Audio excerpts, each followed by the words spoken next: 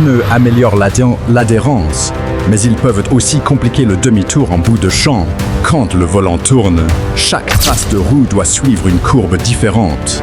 Le conducteur voit simplement le tracteur changer de direction. En dessous, les essieux, les pneus et la direction résolvent un problème de géométrie. Certains tracteurs plient-mortent leur châssis autour d'une articulation centrale. D'autres gardent un châssis rigide et font braquer les deux essieux. Il existe même des architectures qui regroupent 8 roues en 2 ensembles. Elles modifient ainsi la façon dont tout le tracteur tourne. Chaque mécanisme montrera pourquoi il fonctionne, mais surtout, il révélera la limite qui subsiste quand l'espace en bout de champ se resserre. Et il a même existé un tracteur dont les roues avant braquaient pendant que le châssis lui-même s'articulait.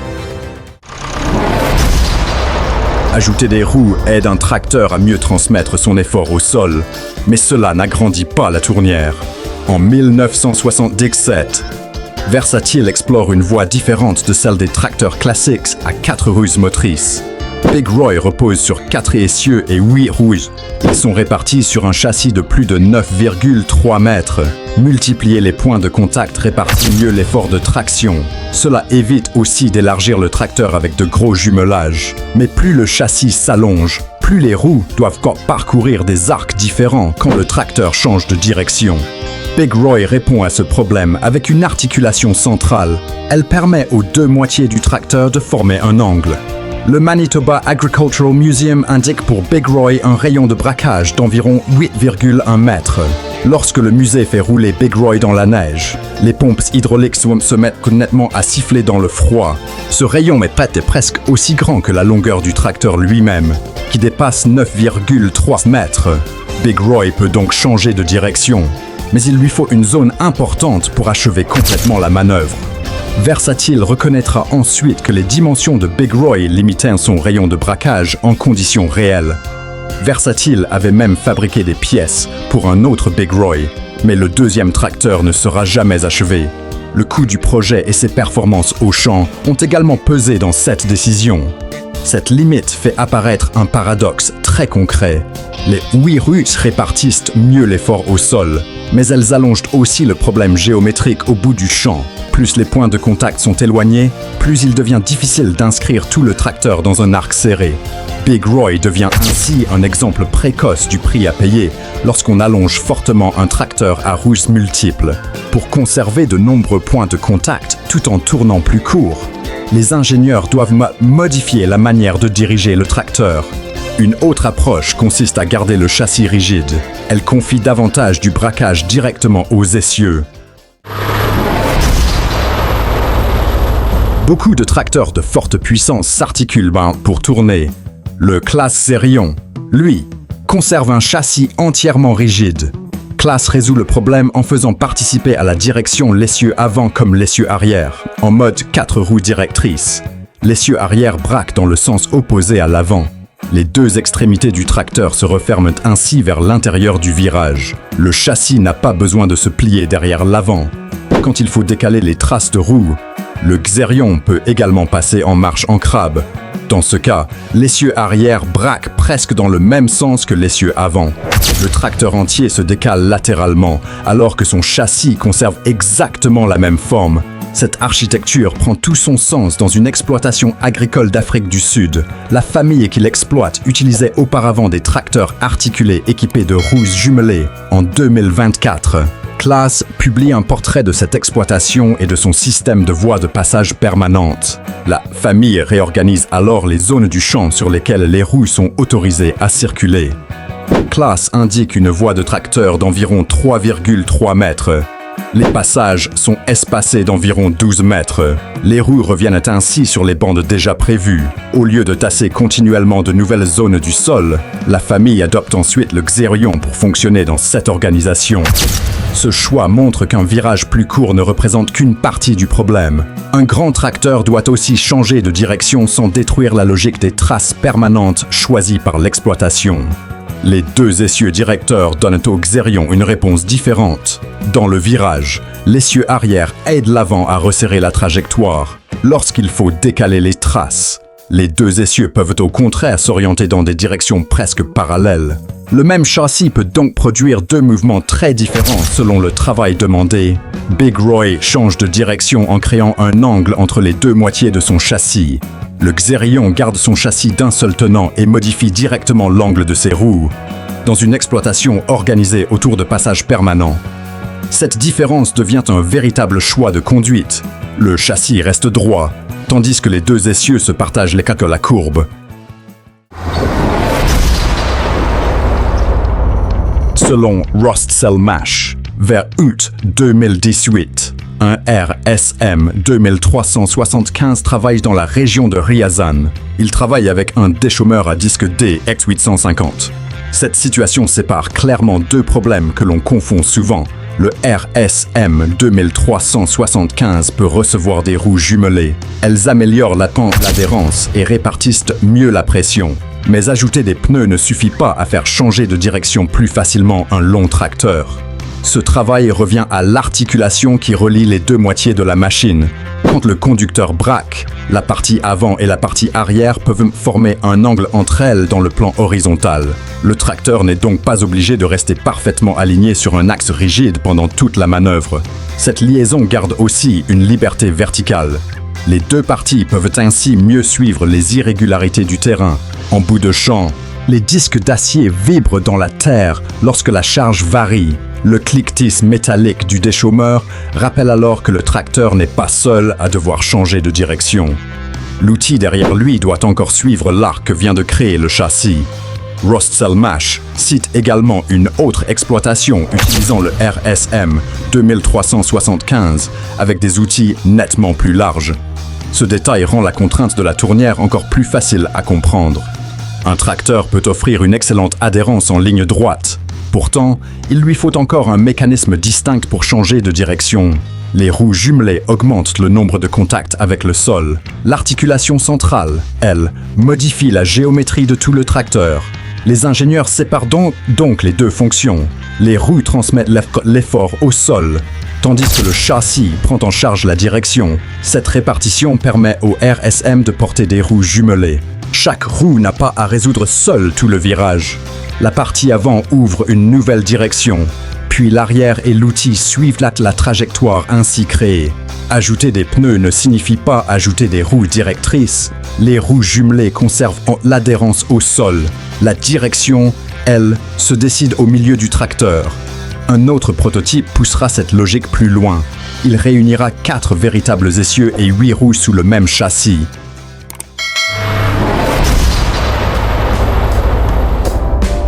Quatre essieux se suivent sous un même tracteur. Mais le principal changement de direction se produit entre deux groupes de roues. C'est le Deutz-Fahr Agro XEX L1630, un prototype qui pousse l'architecture multiroue dans une direction très différente. L'Agro XXL possède 4 essieux et 8 véritables roues. Répartis sur toute la longueur du tracteur, 2 essieux sont installés sous la partie avant, les 2 autres forment le groupe arrière. Entre ces 2 sections, une articulation leur permet de former un angle lorsque le tracteur change de direction. L'Agro XXL n'a donc pas besoin de transformer chaque essieu en système de direction indépendant. Le groupe avant suit l'orientation de la partie avant. Le groupe arrière accompagne l'autre moitié du châssis. Cette organisation compte, car 4 essieux créent de nombreux points de contact répartis sur une grande longueur, au lieu de traiter chaque essieu séparément. Les ingénieurs les regroupent en 2 ensembles principaux en 2010. L'Agro XXL apparaît en démonstration au salon EIMA de Bologne, en Italie. Le prototype se déplace devant le public. Les 2 parties du châssis forment un angle à leur jonction pendant la manœuvre. Le vidéaste présent sur la zone d'essai de l'EIMA souligne aussi la sonorité du moteur Deutz. La démonstration confirme que ce mécanisme fonctionnait bien sur un tracteur réel. L'EIMA reste toutefois une démonstration et non une journée de travail commercial dans une exploitation agricole. Les 4 essieux multiplient les points de contact. Ils n'obligent pas 4 essieux à rechercher 4 directions indépendantes. Les 2 groupes d'essieux sont fixés à 2 grandes sections du châssis. Quand l'angle entre ces sections change, l'orientation de l'ensemble des roues évolue avec lui. 4 essieux, un seul point d'articulation, le nombre de roues augmente. Mais la décision de direction reste concentrée au centre du tracteur.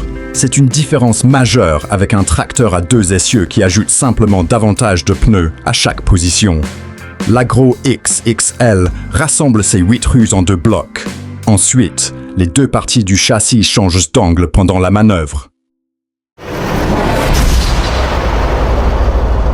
Un tracteur peut changer de direction proprement, tandis que l'outil placé derrière doit encore parcourir sa propre trajectoire. Le Versatile 620 traite cette difficulté précisément au point où la barre d'attelage prend le relais derrière le châssis. Versatile place le point d'attelage de l'outil immédiatement derrière l'articulation centrale.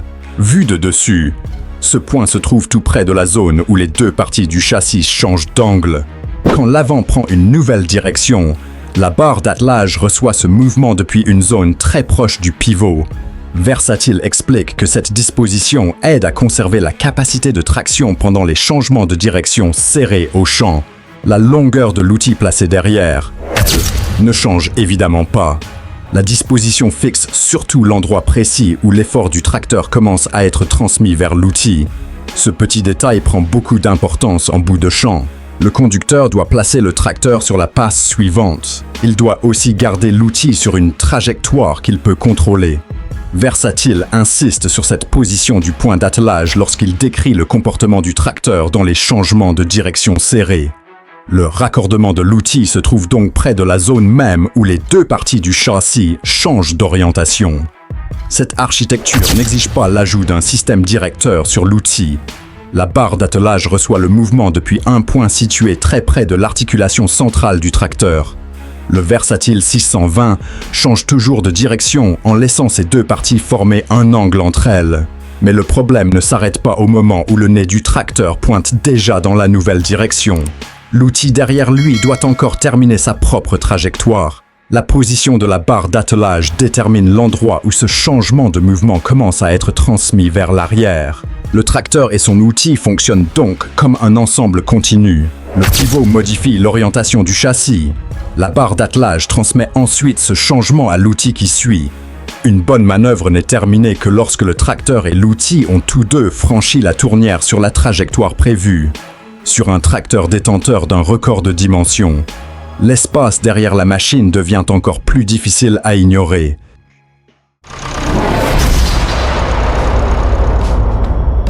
Le Big Bud 16 V747 est reconnu par Guinness World Records comme le plus grand tracteur agricole jamais produit. Son équipement pneumatique d'origine comprend 8 pneus, chacun mesurant environ 2,4 mètres de diamètre. Ces pneus sont montés côte à côte par paire, ce qui crée une vaste surface de contact avec le sol. À l'automne 2020, Big Bud retourne travailler dans les champs du Montana, aux États-Unis. Il tire alors un cultivateur Frigstad d'environ 24,4 mètres de large, en ligne droite. L'ensemble doit surtout conserver son cap pendant chaque passage.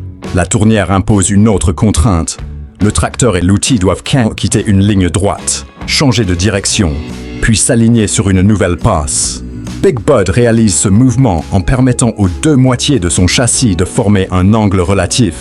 Les points de contact très éloignés doivent toujours suivre des courbes différentes pendant la même manœuvre. L'outil placé derrière poursuit sa propre trajectoire jusqu'à ce que l'ensemble se stabilise sur la passe suivante. Les dimensions rendent le problème géométrique particulièrement visible, mais elles ne le font pas disparaître. Avant son retour au champ en 2020, Big Bud reçoit un ensemble complet de pneus neufs. La défaillance irréparable de l'un des pneus d'origine avait auparavant fini par l'empêcher de travailler régulièrement. Pendant le montage du nouvel ensemble, les clés à choc résonnent autour des immenses jantes. Ces impacts courts accompagnent une réalité simple. Pour retourner travailler, Big Bud dépend toujours de ses pneus. Une fois le tracteur revenu au champ, la contrainte en bout de parcelle existe toujours. Tout l'ensemble doit franchir une zone de transition avant de commencer la passe suivante. Même un record doit changer de direction. Big Bud montre qu'augmenter les dimensions et la surface de contact ne crée aucune exception aux lois de la géométrie. L'avant, l'arrière et l'outil doivent toujours changer de direction de manière contrôlée. Big Bud pousse l'échelle à l'extrême, mais son guidage repose encore sur l'angle créé entre les deux parties du châssis. Une autre conception est allée plus loin. Les roues avant et le châssis se partagent alors la direction. Tout le changement ne repose plus sur un seul mécanisme.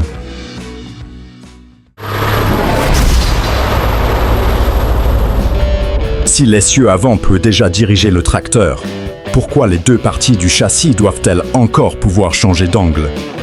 Le PAMI soumet le Steiger Puma 1000 à des essais de machines agricoles selon les normes de l'OCDE. Ces essais ont lieu à Portage-la-Prairie, au Manitoba.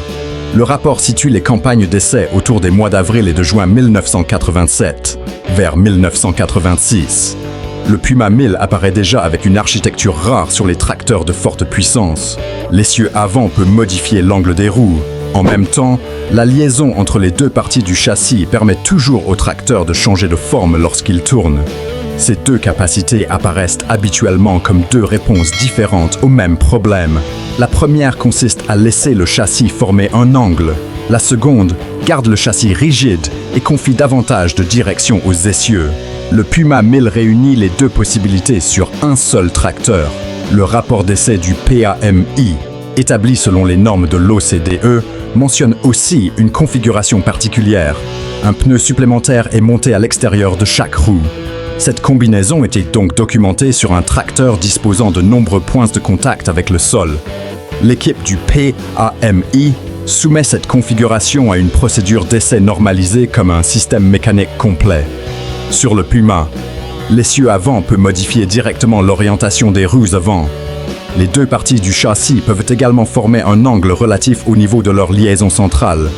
Chaque mouvement agit différemment sur la géométrie du tracteur.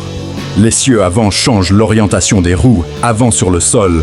La liaison du châssis change, elle, la relation entre la partie avant et la partie arrière. Le rapport d'essai du PAMI ne permet pas de retenir un rayon de braquage précis pour cette configuration, mais l'architecture du Puma montre que les ingénieurs n'étaient pas obligés de choisir un seul mécanisme. C'est là qu'il se distingue du Xerion. Le Xerion conserve un châssis rigide et utilise ses essieux pour modifier l'orientation des roues. Le Puma garde la possibilité de changer l'angle du châssis. Il ajoute aussi un essieu avant capable de diriger. Il se distingue aussi de Big Roy, du RSM et de l'Agro X XL. Sur ces tracteurs, la modification géométrique repose principalement sur le mouvement relatif entre les différentes parties du châssis. Le Puma ajoute une capacité de direction directement sur son essieu avant. D'après le rapport d'essai, l'équipe du PAMI soumet le Puma à une procédure de mesure normalisée à Portage-la-Prairie. La configuration à pneus extérieurs supplémentaires réunit dans le même essai la direction, le châssis et les points de contact au sol. Les ingénieurs doivent donc évaluer un tracteur complet et pas seulement observer un prototype en démonstration. Les conceptions précédentes avaient séparé ce problème en plusieurs solutions. Big Roy montre que multiplier les points de contact peut encore laisser une contrainte en bout de champ. Le Xerion prouve qu'un châssis rigide peut changer de direction grâce à ses essieux directeurs. Le RSM et l'Agro X XL montrent que le châssis lui-même peut modifier sa géométrie. Big Bud pousse les dimensions jusqu'au record Guinness. Pourtant, il doit toujours passer d'une ligne droite à une courbe. L'intérêt technique du Puma vient du fait qu'il réunit sur un seul tracteur deux méthodes de direction généralement séparées. L'essieu avant peut choisir l'orientation des roues. Les deux parties du châssis peuvent toujours modifier leur position relative. L'architecture du Puma n'impose donc pas de choisir l'une ou l'autre solution. Les roues avant et le châssis se partagent le changement de direction.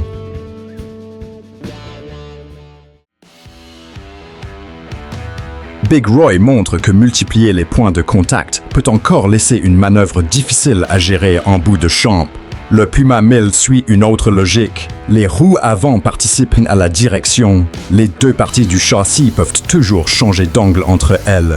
Pour franchir une tournière étroite avec un tracteur multi-roues, choisiriez-vous un châssis articulé ou un essieu avant qui braque lui-même? Sur le Puma 1000, les roues avant changent d'angle pendant que les deux parties du châssis modifient leur position relative.